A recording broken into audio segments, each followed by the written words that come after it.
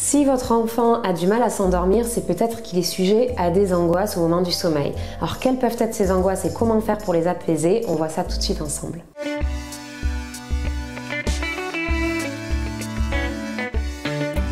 Alors tout d'abord, si le moment du coucher est un véritable cauchemar, n'hésitez pas à regarder ma première vidéo sur ce thème qui vous aidera peut-être à trouver déjà des astuces pour tranquilliser, pour apaiser ce moment-là. Alors si votre enfant angoisse, c'est qu'il a des peurs qu'il n'arrive pas à gérer. Donc voyons ensemble les principales. Il peut y avoir tout d'abord la peur de la nuit.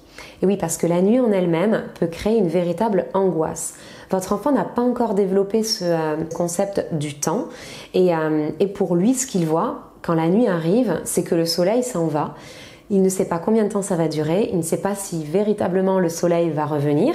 Et même s'il vit ça tous les soirs, tous les soirs, il peut se demander combien de temps ça va durer cette fois-ci et s'il va finir par se réveiller. C'est un concept, le temps est un concept extrêmement abstrait. Donc l'idée en fait, ça va être d'aider votre enfant à comprendre, à construire cette notion du temps, à comprendre le concept de jour et de nuit et de l'aider à comprendre aussi ce qui se passe durant la nuit. Parce qu'il y a des petits animaux qui se réveillent pendant que nous allons dormir. Alors j'en recommande un particulièrement qui s'appelle « Et le soir quand la nuit tombe », écrit par Anne Crozaz, et qui explique que certains animaux comme les chouettes se réveillent la nuit pendant que les enfants, eux, partent se mettre au lit. Et pour l'aider, vous pouvez lui offrir un petit réveil avec une alarme. Il y en a des tout mignons.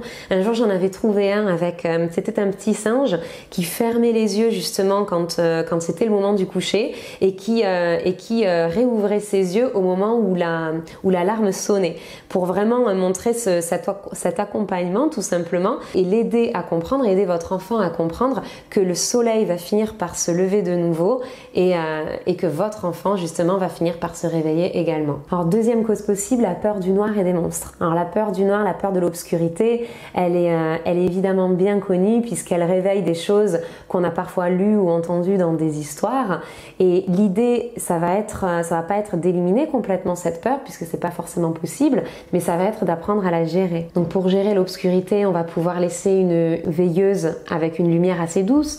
On va pouvoir laisser la porte entrouverte, coller peut-être des étoiles fluorescentes au plafond, essayer de laisser une petite lampe torche justement sur la table de chevet au cas où il en ait besoin. Et là l'idée ça va être ensuite d'aider votre enfant à s'exprimer au maximum, à extérioriser tout ce dont il a peur, tout ce qu'il imagine, sans le bloquer, sans le freiner, en lui disant qu'il n'a pas à avoir peur de tout ça. L'idée c'est justement qu'il puisse tout extérioriser, tout verbaliser pour que vous puissiez bien comprendre tout ce qu'il a à l'intérieur et pour que lui puisse sortir tout ça, qu'il puisse l'évacuer. Et si à un moment donné il commence à parler de fantômes ou de monstres, là encore ne le freinez pas dans ce qu'il raconte en lui expliquant que les monstres n'existent pas vraiment. Laissez-le en parler le plus possible dans les détails, comment il les imagine, que font les monstres dans son imagination, que font les fantômes, où sont-ils, où se cachent-ils. Plus il donnera de détails et plus il aura cette sensation de maîtriser un petit peu son imaginaire et avoir une maîtrise plus forte sur ce qui peut potentiellement se passer, sur la menace qu'il ressent. Amusez-vous à poser vraiment le plus de questions possible. De quelle couleur est le monstre? Combien de têtes a-t-il? Est-ce qu'il a des enfants?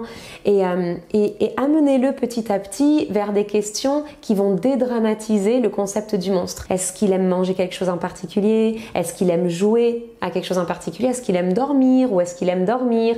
Est-ce qu'il a des copains comme lui-même? Essayez de trouver peut-être des questions qui vont lui permettre de voir que il y a peut-être des points communs et puis encouragez votre enfant à le dessiner également parce que là aussi il aura la sensation de le maîtriser. Donc dessinez, peignez-le, écrivez l'histoire du monstre si besoin dans un petit carnet par exemple et ensuite expliquez à votre enfant que les monstres ils existent dans les histoires mais ils n'ont pas de corps pour pouvoir venir comme nous dans cette réalité-là, qu'il reste dans les histoires et que parfois il s'invite un petit peu dans nos imaginations, mais il reste dans les histoires. Petit à petit, essayez de l'emmener vers ce concept qui est relativement abstrait et éviter de le bloquer justement en l'empêchant d'aller jusqu'au bout de son imagination. Et alors, deux petites choses à éviter si vous le pouvez. La première va être de dire que les monstres n'existent pas. Ça va lui donner certainement la sensation de ne pas être compris. Et dans ce cas-là, il va moins vous exprimer ce qu'il ressent et ce qu'il imagine. Parce que pour lui, le monstre existe vraiment. Il existe dans sa tête. La deuxième chose qu'on voit parfois, c'est des pchits anti-monstres. Alors, ça peut fonctionner avec certains enfants. Le risque, en fait, c'est de donner une dimension réelle au monstre. C'est de lui donner une dimension physique. Si on met du pchit anti-monstre, le monstre ne pourra pas venir. Alors que l'idée, c'est de lui expliquer que les monstres existent dans les histoires, dans notre imagination. Ils n'ont pas une réalité physique qui puisse leur permettre de se déplacer comme nous dans notre maison, dans le jardin, etc.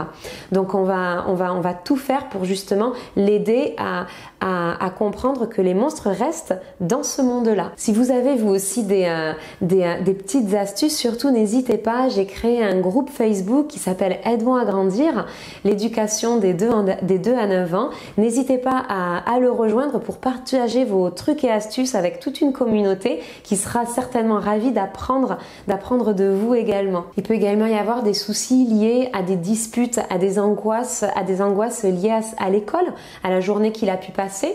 Et ça va pouvoir être extériorisé lorsque vous allez passer du temps avec votre enfant tranquillement au moment du coucher. Vous allez lui poser peut-être des petites questions, peut-être que vous pouvez mettre en place un carnet justement, le carnet de mes journées, où dans lequel on écrit une phrase sur ce qui s'est passé dans la journée, quelque chose. Alors moi j'appelais ça avec mes élèves les petits cailloux. Donc les petits cailloux, ce sont les moments qui nous grattent un petit peu le cœur, qui nous font mal. Et puis ensuite mes petits trésors. Donc là ce sont les moments de gratitude, les moments qui nous ont rendus heureux durant la journée. Et en mettant en place ce type de rituel, vous allez pouvoir aider votre enfant à vous expliquer ce qui s'est passé, quelque chose qu'il a un petit peu chiffonné, et l'aider à trouver des solutions, des réponses. Alors évitez de lui expliquer, de lui dire oh c'est rien ça, oh c'est pas grave, parce que tout comme vous, quand vous avez eu un souci au travail, si votre conjoint ou votre conjointe vous explique que ça c'est rien, c'est pas grave, ben, vous allez vous sentir incompris. Et donc il va se créer une incompréhension et un manque de confiance même.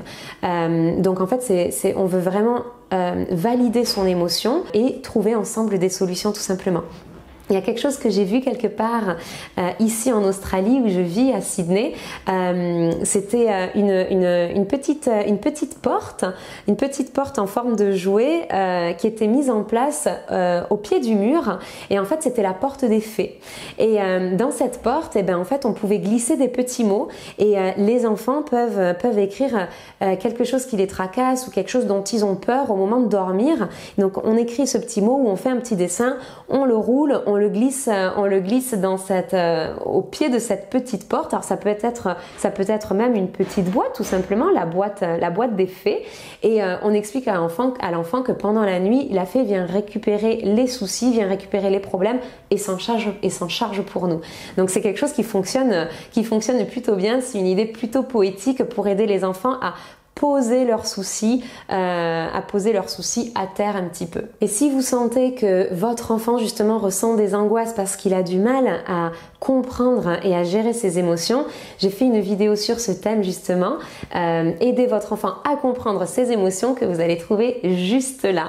Si vous avez aimé cette vidéo, n'hésitez pas à l'indiquer, cliquez sur le petit bouton j'aime, partagez-la. Si vous avez des questions, n'hésitez pas à me les glisser en commentaire, je me ferai un plaisir de vous y répondre. Je vous retrouve très vite.